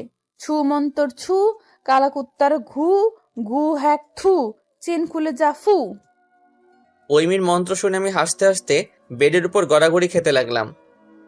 কি মন্ত্র বাবা, এমন মন্ত্র জীবনে শুনি নাই। হাসা বন্ধ করে দেখুন আপনার প্যান্টের চেন খোলা। ওইমির কথা শুনে আমি সেই দিকে তাকিয়ে দেখলাম সত্যি আমার প্যান্টের চেন খোলা। আমি অবাক হয়ে জিজ্ঞেস করলাম, কিভাবে তুমি জানলে?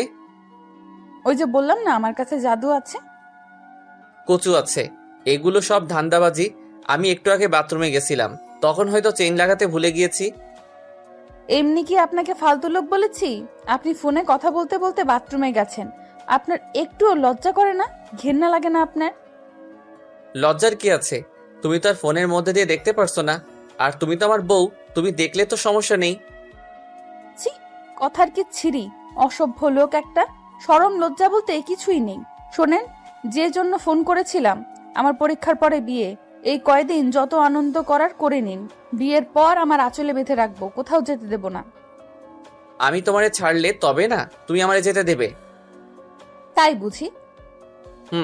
একটা রিকোয়েস্ট করব, রাখবে? বলেন।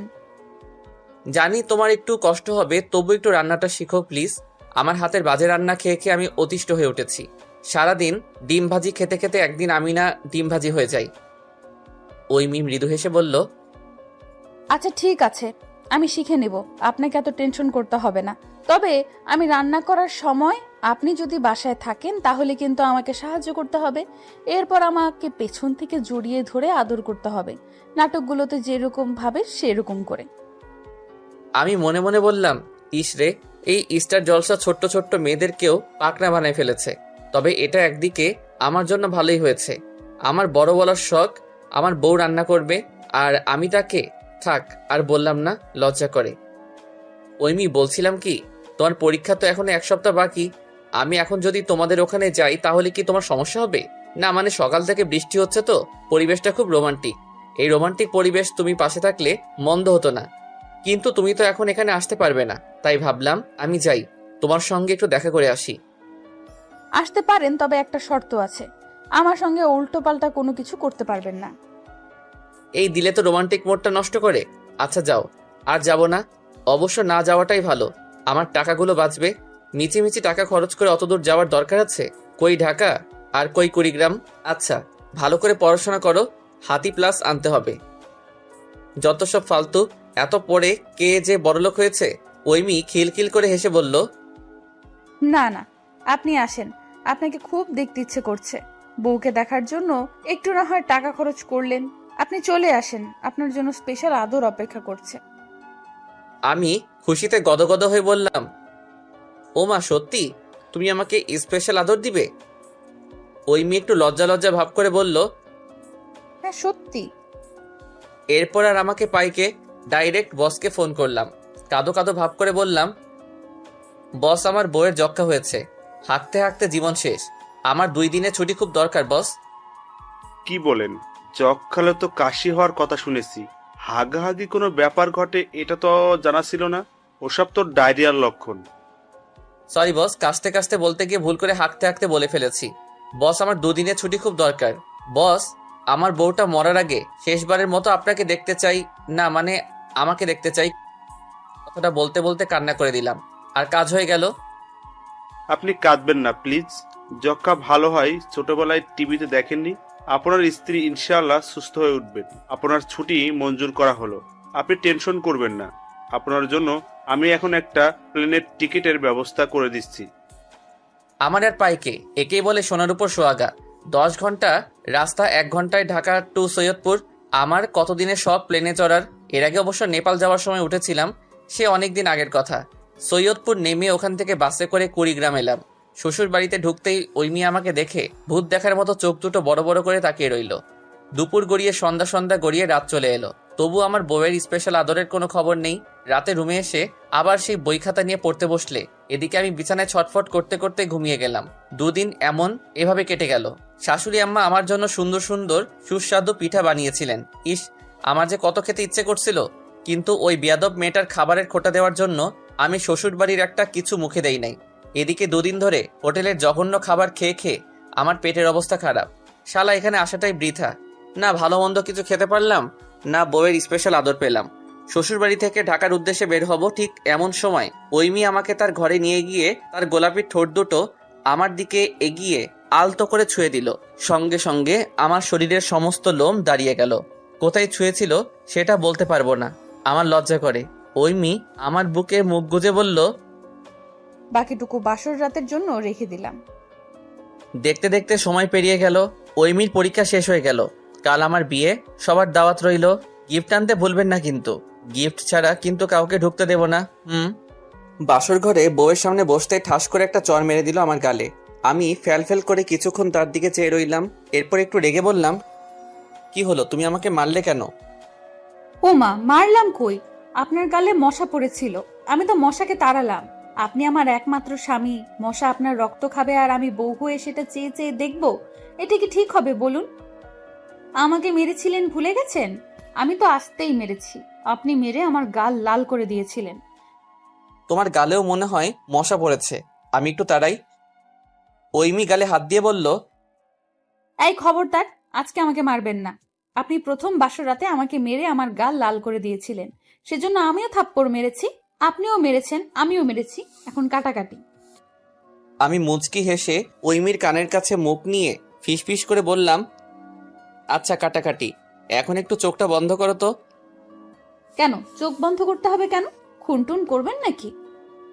আরে বাবা করো না। ঐমি চোখ বন্ধ করতেই আমি তার পিঠের উপর ছড়িয়ে থাকা চুলগুলো সরিয়ে তার গলায় একটা নেকলেস পরিয়ে দিলাম।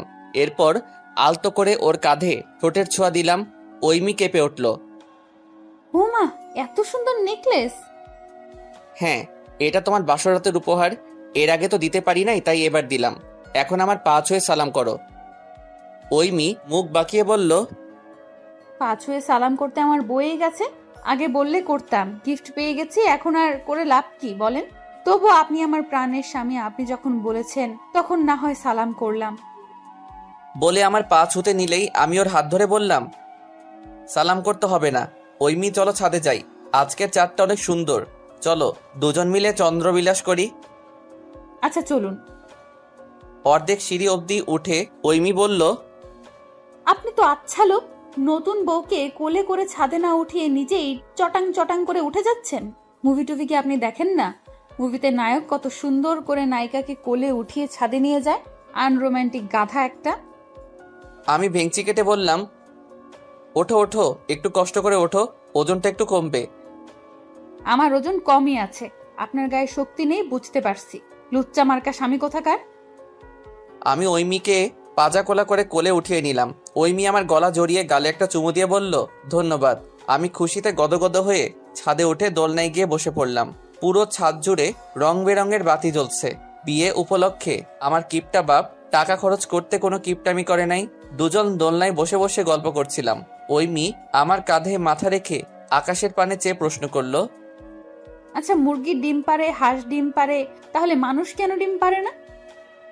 ঐমি প্রশ্ন শুনে আমার ছাদ থেকে লাফ দিতে ইচ্ছে করছে, কিন্তু আমি আমার নিজের মনকে কন্ট্রোল করে ওকে প্রশ্ন করলাম, কেন, তোমার কি ডিম পাড়তে ইচ্ছে করছে? এরপর ফিসফিস করে বললাম, যত সব আজাইরা প্রশ্ন। ঐমি তীক্ষ্ণ দৃষ্টিতে আমার দিকে তাকিয়ে বলল, কি বললেন? না মানে তুমি চাইলে চেষ্টা করে দেখতে পারো, তবে এখানে চেষ্টা করার দরকার নেই। পরে আবার দেখা যাবে ডিমের বদলে গু বেরিয়ে আসছে, তখন আবার এক বিশ্রী ব্যাপার হয়ে যাবে। সবাই বলে বাড়ির নতুন বউ ছাদে হাগু করে দিয়েছে বলে। আমি মুখ টিপে হাসতে লাগলাম। ঐমি আমার পেটে গুঁতো দিয়ে বলল, সব সময় ফাজলামি, তাই না? তো কি বলবো, তোমার প্রশ্ন যেরকম উত্তর সেরকমই দিলাম। মানুষ কেন ডিম পারে না, এটা কি রকম প্রশ্ন? আজকে একটা বিশেষ রাত, কই তুমি সুন্দর সুন্দর মিষ্টি মিষ্টি কথা বলবা, তা না, তুমি যত সব ফালতু প্রশ্ন করতেছো। ঐমি আমার হাত শক্ত করে জড়িয়ে ধরে বলল, আচ্ছা তাহলে একটা সুন্দর দেখে গান শোনান, এরপর আমি সুন্দর সুন্দর মিষ্টি মিষ্টি কথা বলবো। আমি গাইতে শুরু করলাম, লাল শাড়ি পরিয়া কন্যা রক্ত আলতা পায়, আমার চোখের জল মিশাইলা নীলা না বিদায়, তুমি ফিরাও চাইলা না একবার, চইলা গেলা হায়, জানি আজ রাতে হইবা পরে, আর ভাইব না আমায়। ঐমি আমাকে থামিয়ে বলল, বাসর রাতে কেউ কি বউকে এই গান শোনায়? ছ্যাঁকা খাওয়া গান রেখে রোমান্টিক গান শোনান। আমি আবার গান শুরু করলাম, ফাইটটা যায় ও বুকটা ফাইটটা যায়, বন্ধু যখন বউ লইয়া আমার বাড়ির সামনে দিয়া, রঙ্গ কইরা ফাইটটা যায়, ওরে বুকটা ফাইটটা যায়। এইটা আপনার রোমান্টিক গান? সত্যি করে একটা কথা বলেন তো, জীবনে কয়বার ছ্যাঁকা খাইছেন? একবার। তাই তো আপনার মুখ শুধু এইসব গান বের হচ্ছে। একটু ঝাঁকির গান শোনান। আমার আর পাইকে আমি গলা ফাটিয়ে গান শুরু করে দিলাম, হেই তুই আমার ফেসবুকেও নাই, তুই আমার এই বুকেও নাই, তোকে আজ পার্মানেন্টলি ডিলিট করতে চাই। হেই তুই আমার ফেসবুকেও নাই, তুই আমার এই বুকেও নাই। তোকে আজ পার্মানেন্টলি ডিলিট করতে চাই। ঐমি তার দোকানের মধ্যে আঙুল দিয়ে বলল, স্টপ স্টপ, কুকুর এলো কুকুর এলো, দুনিয়াতে আর গান খুঁজে পেল না, যত সব ফালতু গান। গান গাইতে পারেন না বললেই হতো। আমি ঐমিকে দোলনা থেকে উঠিয়ে আমার পায়ের পাতার উপর তাকে দাঁড় করালাম। ঐমি কিছুটা বিরক্ত হলো বটে, তবে পর মুহূর্তে আমার গলা জড়িয়ে ধরল। আমিও তার কোমর জড়িয়ে ধরে ঐমির কপালে একটা ভালোবাসার পরশ এঁকে দিয়ে গাইতে শুরু করলাম।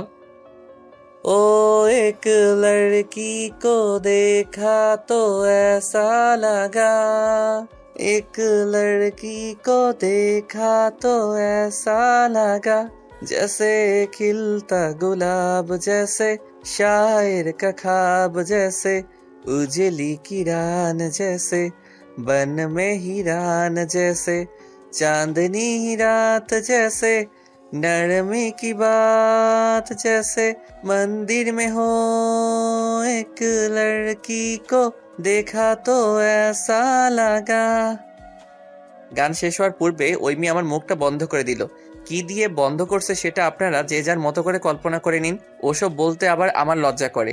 রুমে গিয়ে আমি শুয়ে পড়লাম। কি ব্যাপার, আপনি শুয়ে পড়লেন যে? ঘুমাবো তাই। কেন, তুমি ঘুমাবে না? বাসর রাতে কেউ ঘুমায় নাকি? তো বাসরাতে কি করে সোনা? কেন, আপনি জানেন না বুঝি? না গো, তুমি যদি একটু বলতে, আমার খুব জানতে ইচ্ছে করছে। বলে আমি দাঁত কেলিয়ে হাসতে লাগলাম। ঐমি ভেঙচি কেটে বলল, আপনি যখন জানেন না তাহলে কি আর করার, আমিও ঘুমিয়ে পড়ি। যাও বাথরুমে গিয়ে শাড়িটা চেঞ্জ করে আসো। এই শাড়ি পরে ঘুমাতে পারবা না, চাইলে এখানে চেঞ্জ করতে পারো। আমরাই তো। আর বরের সামনে শাড়ি চেঞ্জ করলে সমস্যা নেই। ঐমি ভেঙচি কেটে বলল। অসভ্য লোক। এরপর একটা সুতি শাড়ি হাতে বাথরুমে ঢুকে পড়লো। আমিও সেই ফাঁকে একটু ফেসবুকে ঢু মারতে গেলাম, কিন্তু ফেসবুকে ঢুকে আমার মাথা গরম হয়ে গেল। বেয়াদব ছেলেমেয়েরা আমার বউয়ের ছবি দিয়ে ফেসবুকে ভরে ফেলে দিয়েছে। ঐমি এসে আমার পাশে বসতে বসতে বলল, কি হয়েছে, আপনার মুখ বান্দরের মতো করে রাখছেন কেন?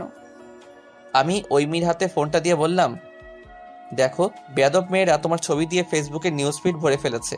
আমার বউকে চিড়িয়াখানার কোনো অদ্ভুত জন্তু নাকি যে তার ছবি পুরো বিশ্বের মানুষকে দেখাতে হবে? আমার বউ যে সুন্দরী সেটা বিশ্বের মানুষকে জানাতে ওদেরকেও বলেছে। যত সব ফালতু।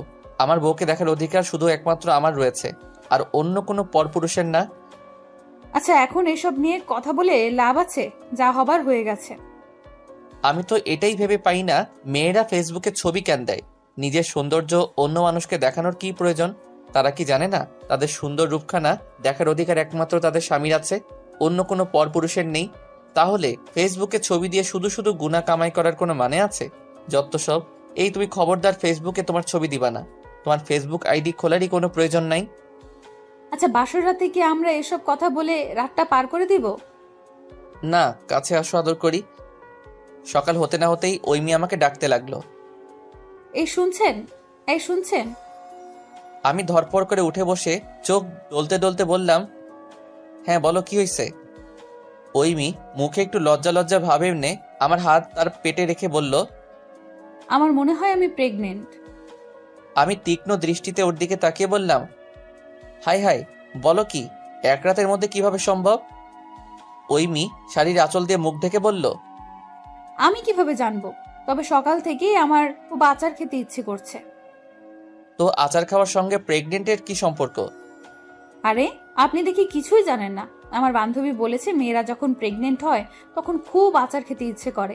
আপনি এখনই গিয়ে আমার জন্য আমের আচার, তেঁতুলের আচার, চালতার আচার নিয়ে আসবেন। জামের আচার, কলার আচার, কাঁঠালের আচার, লিচুর আচার, এসব আবার বাদ দিলে কেন? এগুলো আচারও পাওয়া যায়, তাহলে এগুলোও নিয়ে আসেন, সমস্যা নেই। ঠিক আছে, নিয়ে আসবো। এরপর দুজন মিলে একসঙ্গে খাবো। আমারও খুব আচার খেতে ইচ্ছে করছে। সঙ্গে সঙ্গে ঐমি বলে উঠল, কেন, আপনিও প্রেগনেন্ট বুঝি? ভাই কেউ আমারে মার, আমি আর বাঁচতে চাই না। 4 মাস পরের কথা। আমি এখন বউকে নিয়ে ঢাকায় থাকি। এখন ওর সঙ্গে কোনো কিছু হলেই ও শুধু বাবার বাড়ি চলে যাওয়ার হুমকি দেয়। এটাও নিশ্চয়ই ওর বান্ধবী ওকে শিখিয়েছে। বেয়াদব বান্ধবীগুলো ছেলেদের শান্তি দেখতে পারে না। আমি আবার বউ পাগল মানুষ, বউকে ছাড়া থাকতে পারি না, তাই ওকে কিছু বলতেও পারি না। যদি আমাকে ছেড়ে চলে যায় আমি তো দেবদাস হয়ে যাব। একদিন অফিসে বস আমাদের সব বিবাহিত সহকর্মীদের নিয়ে বসেছেন। কথায় কথায় উনি বললেন, বউকে হাতে রাখতে হলে কথায় কথায় তাদের সুনাম করতে হবে। দেখবেন বউ খুশি তো আপনিও খুশি। ওই যে বলে না, সংসার সুখী হয় রমণীর গুণে, আসলে ওটা ভুল। সঠিকটা হলো সংসার সুখী হয় বউকে সুখী রাখতে পারলে। স্যার কেমন ধরনের সুনাম করব, যদি একটু বলতেন দিতে। ধরুন বউ রান্না করছে, আপনি রান্নার এমন সুনাম করবেন, সুনাম করতে করতে একদম বউকে আকাশে ভাসিয়ে দিবে। অথচ রান্না কিন্তু ভালো হয়নি, কিন্তু আপনার সুনাম শুনে দেখবেন আপনার বউ খুশি হয়ে পরবর্তীতে আরো ভালো রান্না করার চেষ্টা করবে। এরপর ছোট ছোট বিষয় নিয়ে ঝগড়া করা যাবে না। পারলে প্রতিদিন বউকে উপহার দেওয়ার চেষ্টা করবেন। দামি দামি উপহার দিতে হবে এমন কিন্তু না, তবে মেয়েরা উপহার পেতে খুব পছন্দ করে, সেটা 5 টাকার হলেও সমস্যা নেই। তো বসের কথা মতো রাতে খাওয়ার সময় আমি বউয়ের রান্নার খুব সুনাম করলাম, কিন্তু এ কি, বউ আমার খুশি হওয়ার পরিবর্তে রাগে ফুসতে ফুসতে তরকারির বাটি আমার মুখে মেরে দিল। আমি অবাক হয়ে ওর দিকে চেয়ে রইলাম। ওইমি 2 হাত কোমরে রেখে রাগী কণ্ঠে বলল, কুত্তা, আমি এতদিন ধরে তোকে রান্না করে খাওয়াচ্ছি, কই একদিনও তো আমার রান্নার সুনাম করলেই না। আর আজ নিশ্চিতার ভাবি একটু তরকারি দিয়ে গেছে, সেটা খেয়ে কি সুনাম? ভাবির হাতের রান্না কত মজা, তাই না? যা, এখন থেকে ওই ভাবির কাছে গিয়ে খেয়ে আসিস। আমি আর তোকে রান্না করে খাওয়াতে পারবো না। এরপর 7 দিন বউ আমার ভুলেও রান্নাঘরে যায়নি। এমন পুরুষ নির্যাতনের কোনো মানে হয়? ভাই, আপনাদেরকে বলতেছি, বউয়ের রান্নার সুনাম করার পূর্বে জেনে নেবেন রান্নাটা কি বউ করেছিল নাকি পাশের বাসার ভাবি। বেশ ভালোই চলতেছিল আমাদের বিবাহিত জীবন, কিন্তু হঠাৎ করে আমার চাকরিটা চলে যায়। আমি অফিসের নাম করে সকালবেলা বের হতাম বাড়ি থেকে, সারাদিন চাকরি খুঁজতাম, কিন্তু বাংলাদেশে চাকরি পাওয়াটাও বড়ই কঠিন। আমার যে চাকরি নেই এই বিষয়ে কাউকে কিছু বলতে পারিনি। কোনো বিজনেস যে করব সে টাকাও নেই। আমার জমানো টাকা যা ছিল সব বিয়েতে খরচ করেছিলাম। একদিন হুট করে ওই মেয়ে আমার হাতটা শক্ত করে ধরে বলল, সত্যি করে বলেন তো, কি হয়েছে আপনার? আমি মুখে হাসি ফুটিয়ে বললাম, কই কিছু হয় নাই তো। আমার কাছে মিথ্যা বলার প্রয়োজন নেই, আমি আপনার মুখ দেখেই বুঝতে পারি কি হয়েছে। এখন বলুন প্লিজ। আমি মাথা নিচু করে বললাম, ওই মেয়ে আমার চাকরিটা চলে গেছে। প্রায় 1 মাস হলো আমি চাকরির জন্য জায়গায় জায়গায় ইন্টারভিউ দিচ্ছি, বাট কিছুই হচ্ছে না। সবাই শুধু ঘুষ চায়, আর আমি ঘুষ দিয়ে চাকরি করতে চাই না। চাকরি পাচ্ছেন না, বিজনেস করেন, সমস্যা কি? বিজনেস করার জন্য তো টাকার প্রয়োজন, আমি টাকা পাবো কই? বাবার কাছে হাত পাততে আমি পারবো না। এরপর ওই মেয়ে যেটা করলো আমি স্বপ্নেও সেটা ভাবিনি কখনো। আমার পিচি বউটা লকার খুলে 1,93,000 টাকা আমার হাতে দিয়ে বলল, এখানে কিছু টাকা আছে, আর মার কাছে আরো কিছু টাকা জমা রাখা আছে, আপাতত এটা দিয়ে ছোট মোটো কোনো বিজনেস শুরু করুন। আমি অবাক হয়ে বললাম, এত টাকা তুমি পেলে কই? আমার পুচকে বউটা বলল, আপনার কি মনে হয় আমি আপনার থেকে টাকা নিয়ে সেগুলো আজাইরা খরচ করি? একটা কথা জেনে রাখুন, সব বউরাই স্বামীর টাকা উড়ায় না। কিছু কিছু বউ আছে, তারা জানে স্বামী কত কষ্ট করে টাকা উপার্জন করে। স্বামী যদি তাদের 10 টাকা দেয়, তারা 2 টাকা খরচ করে 8 টাকা সেভ রাখে ভবিষ্যতের জন্য। হ্যাঁ, আমার বিভিন্ন উসিলায় আপনার থেকে টাকা নিতে খুব ভালো লাগে, কিন্তু আমি কখনো সেগুলো উড়ানোর জন্য বা ফুর্তি করার জন্য নেই না। আর আপনার টাকা যদি আমাকে না দেন, তাহলে কাকে দিবেন বলেন? কিন্তু ওগুলো তো তোমার টাকা, ওগুলো কিভাবে আমি নিব? আমি তো আপনার অংশ, তাই না? যেগুলো আপনার সেগুলো আমার, আর যেগুলো আমার সেগুলো সব আপনার। ওই মেয়ের কথা শুনে আমার চোখ দিয়ে টপ টপ করে পানি গড়িয়ে পড়লো। ওই মেয়েকে জড়িয়ে ধরে তার কপালে একটা চুমু খেয়ে বললাম, আমার পুচকু বউটা অনেক বড় হয়ে গেছে। আল্লাহর কাছে শুকরিয়া জানালাম, আমি সত্যি ভুলছিলাম। আমি একসময় ভাবতাম যে এই মেয়েটা আমার থেকে টাকা নিতে নিতে একদিন আমাকে ফকির বানিয়ে ছাড়বে। আমার তো আর জানা ছিল না এই মেয়েটা জন্ম হয়েছে ফকিরকে বড়লোক বানানোর জন্য। সত্যি সব মেয়েরাই স্বামীর টাকা উড়ায় না, বেশিরভাগ মেয়েরাই স্বামী পকেট মেরে সেই টাকাগুলো সেভ করে ভবিষ্যতের জন্য, যেন সেই সেভ করা টাকা দিয়ে তার স্বামীর বিপদের সময় তাকে দিয়ে তার হেল্প করতে পারে। বউয়ের 1,93,000 টাকা দিয়ে শুরু, এখন আমার মাসে ইনকাম প্রায় 1 লাখ টাকা। এখন আর আমার কাছে ওই মেয়েকে টাকা চাইতে হয় না, আমি নিজেই ওকে সব টাকা দেই। কারণ আমি জানি আমার কাছে টাকা থাকলে আমি সেগুলো খরচ করে ফেলবো, কিন্তু সে কখনোই বাজে কাজে টাকা খরচ করে না। আমার সে বেয়াদব বউটা এখন আর বেয়াদব নেই, বেয়াদব চেংড়ি এখন আদব কায়দা শিখে গেছে। আসলে মেয়েরা খুব নাজুক হয়, আপনি যেভাবে চাইবেন সেভাবে তাদের গড়ে নিতে পারবেন, যেমনটা আমি গড়িয়ে নিয়েছি। রাতে ঘুমানোর পূর্বে ঐমি তার পেটে আমার হাত রেখে আমার দিকে তাকিয়ে মুচকে মুচকে হাসছে। আমি অবাক হয়ে বললাম, কি তুই প্রেগনেন্ট? ঐমি লজ্জায় মুখ নিচু করে বলল, হুম। আচার খাওয়ার জন্য তো আবার এসব বলছো না? ঐমি চোখ রাঙিয়ে বলল, না, সত্যি আমি প্রেগনেন্ট। আমি ওর পেটে একটা চুমু খেয়ে ওকে শক্ত করে জড়িয়ে ধরলাম। আমার এত খুশি লাগছিল আমি বলে বোঝাতে পারবো না। বাবা হওয়ার সংবাদটাই মনে হয় পৃথিবীর সবচেয়ে বড় খুশির সংবাদ। ঐমি কোলে উঠিয়ে নাচতে শুরু করলাম। এই কি করছেন? পড়ে যাবো তো। আমি ঐমিকে নামিয়ে বাবাকে ফোন করলাম। বাবার কিছুদিনের মধ্যেই এই পৃথিবীতে আমার বাবু আসতে চলেছে। নাউজবিল্লাহ, তুই পোয়াতি, এমন জঘন্য কাজ কে করলো? ধুর বাবা, আমি কেন প্রেগনেন্ট হতে যাব? তোমার বৌমা প্রেগনেন্ট। তুই এমন ভাবে বললি আমার বাবু আসতে চলেছে, আমি ভাবলাম কেউ হয়তো তোকে প্রেগনেন্ট করে দিয়েছে। হুম হুম হুম।